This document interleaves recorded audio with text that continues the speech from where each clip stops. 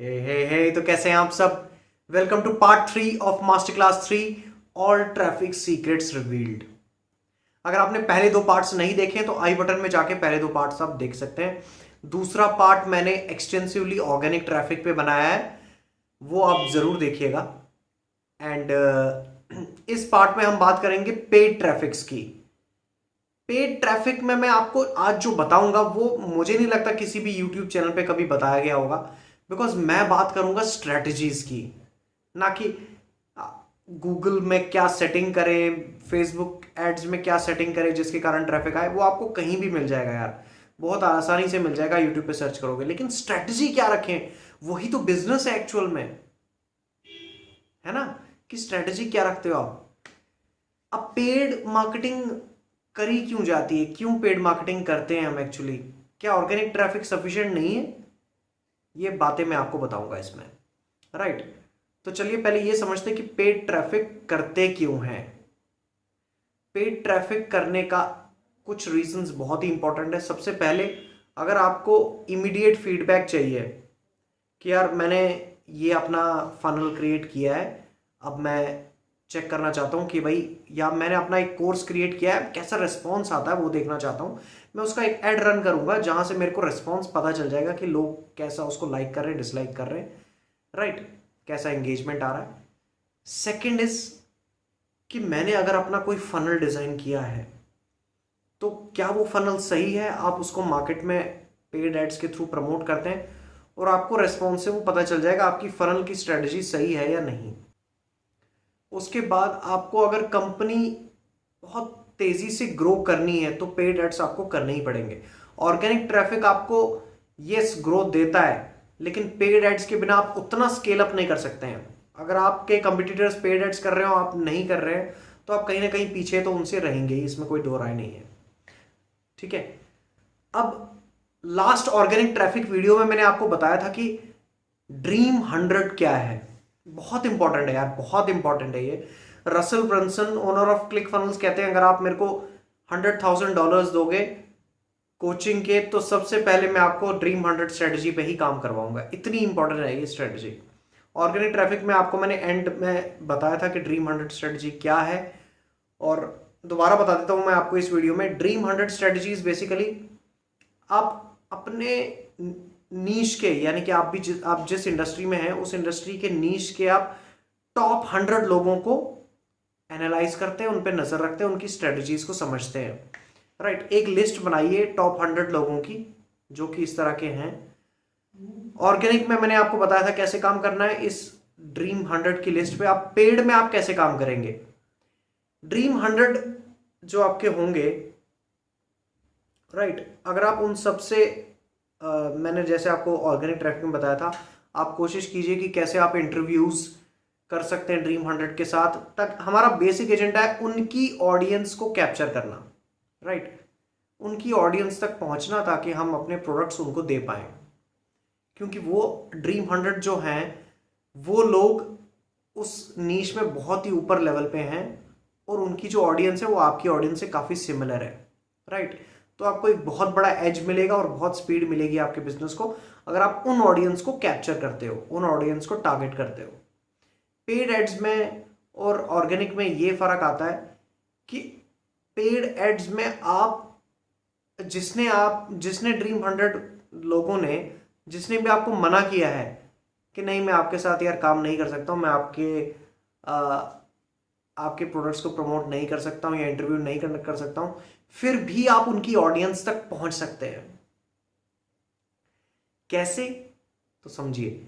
Facebook में एक तरीका है, आप ऑडियंस के इंटरेस्ट्स को डाल के और उनके डेमोग्राफिक्स, जोग्राफिक्स, ये सब, क्या मैगजीन वो पढ़ते हैं, ये सभी चीज़ें आप फिल्टर लगा के आप उन ऑडियंस तक पहुंच सकते हैं।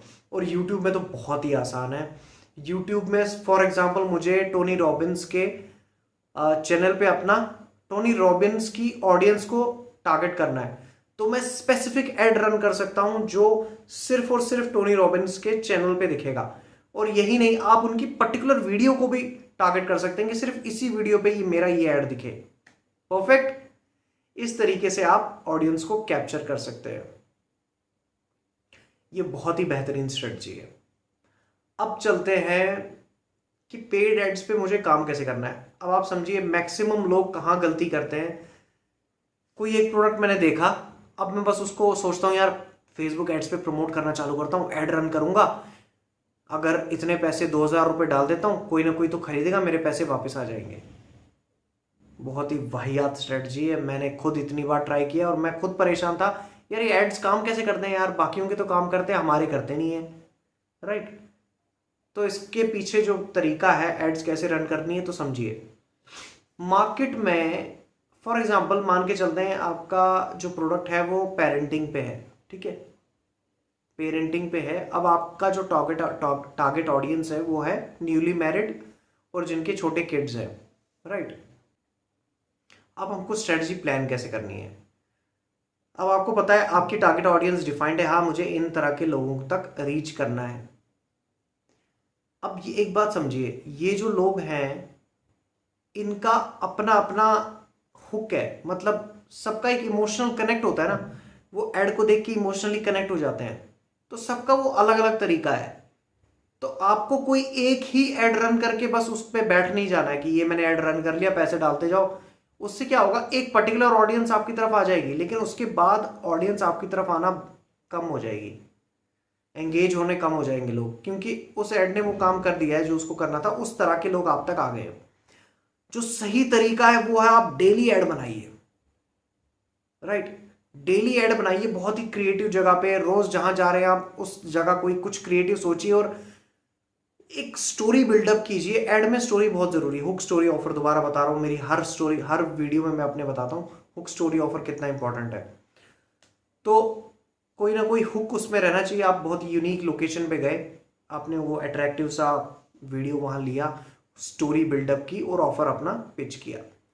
कल फिर जाइए, या डेली नहीं कर पा रहे तो 2-2 3-3 दिन बाद कीजिए, बट आप डेली एड्स अपने नए नए एड्स को पोस्ट करते रहिए, रन करते रहिए।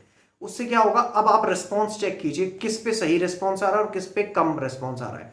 जिसमें सही रिस्पॉन्स आ रहा है उनको कंटिन्यू कीजिए, जिसमें सही रिस्पॉन्स नहीं आ रहा उनको डिसकंटिन्यू कीजिए, सिंपल एज दैट। ये आपको ध्यान रखना है, राइट। इसके बाद क्या होगा, आपके पास एक कलेक्शन क्रिएट हो जाएगा, जिन एड्स को जो एड्स चलते हैं उनका आपके पास कलेक्शन तैयार हो जाएगा। अब ये रेगुलरली आपको ट्रैफिक देते रहेंगे, लेकिन एक बात अभी भी ध्यान रखिए, आपको एड्स तो रेगुलरली बनाने ही है। आपका मोबाइल फोन जो है ना वो ऐड की दुकान होना चाहिए, जहां आप गए ऐड बना दिया, राइट। ऐड तो आपको बनाते ही रहने और उनको डालते ही रहना है, टेस्टिंग करते ही रहना है, ऐसा नहीं है कि बस आप रुक गए, राइट। अब चलते हैं नेक्स्ट स्ट्रेटजी पे, दैट इज 80-20 रूल। ये तो आपको पता ही है 80-20 रूल हर जगह अप्लाई होता है। तो 80-20 रूल से पहले मैं आपको पहले बता दूं, जब भी आप पहली बार ऐड करने जाएंगे तो आपकी जो ऑडियंस होगी वो कोल्ड होगी। कोल्ड, वार्म, हॉट, 3 तरह की ऑडियंस होती है। कोल्ड ऑडियंस वो होती है जो आपको बिल्कुल ही नहीं जानते, कभी नहीं देखा है, पहली बार आपको देख रहे हैं। सेकंड, वार्म ऑडियंस वो होती है जो ऑडियंस आपसे थोड़ा बहुत आपको जानती है या आपके बारे में सुना है, दैट इज वार्म ऑडियंस। और हॉट ऑडियंस होती है जो ऑडियंस आपको लाइक करती है और आपके बारे में रेगुलरली पढ़ती है, देखती है। अब आप जब पहली बार अपना पेड एड रन करेंगे तो आप जाएंगे कोल्ड ऑडियंस पे, राइट। पहली बार आपको लोग देख रहे होंगे उस ऑडियंस पे। अब उस ऑडियंस को आप कभी भी अपना प्रोडक्ट डायरेक्ट मत पिच कीजिए। अब ये मान के चलिए आप लड़की को प्रपोज करते हैं, तो पहली बारी में आप उससे कहते हैं कि यार मुझे किस चाहिए, नहीं होता है ना ऐसा। आप यार उसके दिल में अपनी जगह बनाते हैं, राइट। वही साइकोलॉजी यार, वही साइकोलॉजी हर जगह अप्लाई होती है। आपने अगर कोल्ड ऑडियंस को रीच कर रहे हैं तो आप अपना एक इमेज क्रिएट कीजिए उनके दिमाग में। एक इमेज क्रिएट होना चाहिए, हाँ यार ये बंदा ये है और इस बारे में इसकी जो है मास्टरी है और ये वाली चीज़ें ये बता सकता है और हमारी हेल्प कर सकता है इन चीज़ों में। ये क्लियर होना चाहिए ऑडियंस को। ये कैसे होगा, जब आप रेगुलरली वैल्यू ऐड करते जाएंगे, एड्स रन करेंगे। एक बात ध्यान रखिए, ये एड्स आपको महंगे पड़ेंगे, कोल्ड ऑडियंस को ऐड महंगे ही पड़ेंगे आपके, लेकिन इसके बाद असली खेल चालू होता है। बहुत ध्यान से सुनना, इसको बोलते हैं रीटारगेटिंग। कभी भी आप समझना, कहीं भी पढ़ना, 60 to 70% लोग आपका प्रोडक्ट पहली बारी में कभी नहीं लेंगे, 5वीं या 6वीं बारी के बाद ही लेंगे। जब आपको वो 6-7 बार देख चुके हैं उसके बाद ही उनके दिमाग में आता है चलो यार इस बंदे से प्रोडक्ट लिया जाए। ठीक है, ये बात आपको बहुत ही ध्यान रखनी है। अब रीटारगेटिंग क्या है? जब आपने प्रोस्पेक्टिंग एड्स रन किए उसके बाद वहां से एक तरीका होता है, कैप्चर आप कर सकते हो जिन ऑडियंस ने आपके वीडियो या एड से एंगेज हुए हैं, जिन्होंने लाइक किया है या वीडियो देखा है आपका, यानी कि ये वो लोग हैं जो कहीं ना कहीं आपके एड से एंगेज हुए हैं और पॉसिबिलिटी बहुत है कि आपका प्रोडक्ट लेंगे। कुछ ने तो ले लिया होगा, बहुत ही माइनर चंक होगा जो सच में पहली बारी में ले लेंगे, अदरवाइज नो। अब ये जो रीटारगेटिंग बकेट में आपके गए, ये जो मतलब जो लोग आपसे एंगेज हुए हैं, इनको हम डालेंगे अपनी एक रीटारगेट बकेट में, जहां हम इनको अलग तरीके से दोबारा इनके सामने अपने एड्स को लाएंगे। अब उसकी एक बिल्कुल स्ट्रेटजी होती है, मैं किसी दिन आपको वीडियो बना के दूंगा, आप मेरे को कमेंट में बताइए अगर वो रीटारगेटिंग का टेक्निक आपको जानना है कि कैसे आप कोल्ड ऑडियंस को कुछ और ऐड दिखा सकते हैं, और जिन्होंने वीडियो देख लिया, आपका ऐड देख लिया है, उसके बाद आपको उनको वो वाला ऐड नहीं दिखेगा, आपका रीटारगेट ऐड दिखेगा। राइट? तो मान लीजिए पहले आप शुरू में बात कर रहे हैं, आप सिर्फ वैल्यू दे रहे हैं कि यार पेरेंटिंग जो है क्यों ज़रूरी है, क्यों उसकी प्लानिंग करना ज़रूरी है, ये सब आप इंफॉर्मेशन दे रहे हैं। जब किसी ने एंगेज किया आपकी वीडियो से, उसके बाद आप उसको दोबारा ये नहीं बोलेंगे, आप चाहेंगे कि मैं उसको नेक्स्ट लेवल पे लेके जाऊं, अपने प्रोडक्ट से इंट्रोड्यूस कराऊं कि मैं कैसे डिफरेंस क्रिएट कर रहा हूं सोसाइटी में। राइट? तो ये तरीके हैं रीटारगेटिंग से। अब आता हूं वापस 80-20 रूल पे। 80-20 रूल में ये है कि आपका जो 80% बजट है एड्स का, वो आपका प्रोस्पेक्टिंग में, कोल्ड प्रोस्पेक्टिंग में जाने वाला है, और 20% रिजल्ट आएगा वहां से सिर्फ। लेकिन जो आपका रीटारगेटिंग पे 20% बजट लगने वाला है, वो आपको 80% रिजल्ट देगा। Simple as that.